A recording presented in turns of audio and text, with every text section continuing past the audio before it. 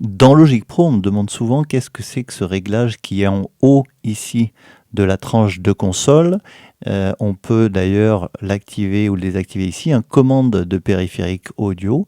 À quoi ça correspond? Eh bien, ça correspond au préampli de votre carte son. Si vous voulez faire un enregistrement dans Logic Pro, eh bien, il vous faudra d'abord une carte son externe, par exemple une UAD Volt, c'est un exemple, un micro. Vous reliez le micro à la carte son sur l'entrée 1, 2, 3 ou 4, suivant le nombre d'entrées que vous avez. Et ensuite, qu'est-ce que vous allez faire? Vous allez régler le préampli du micro pour pouvoir avoir un niveau d'enregistrement correct.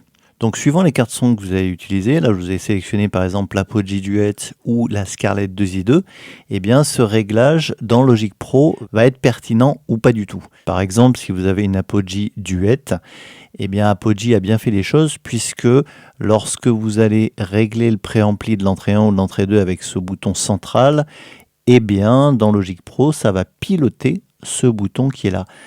Qu'est-ce que ça veut dire? Ça veut dire que si votre carte son est un petit peu loin de votre Mac, eh bien vous allez pouvoir piloter le niveau du préampli qui est sur votre carte son directement depuis Logic Pro sans avoir à le faire sur votre carte. Donc ça peut être vraiment très très pratique.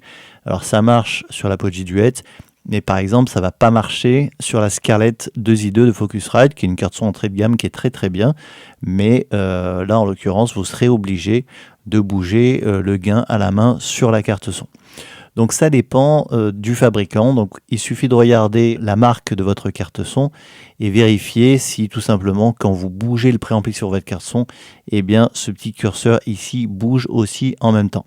Donc si vous avez une Apogee Duet, eh bien laissez-le, ça peut être super pratique. Si par contre votre carte n'est pas compatible, vous faites un clic droit, composant de tranche de console et vous décochez cette option. Vous pouvez le faire dans l'inspecteur, mais vous pouvez aussi le faire dans la table de mixage puisque ces deux réglages, bien qu'ils affichent la même chose, sont totalement indépendants. Voilà pour la petite astuce logique du jour. Si vous avez des questions sur le sujet, n'hésitez pas. Et moi, je vous dis à mercredi prochain pour la prochaine astuce MAO sur le blog.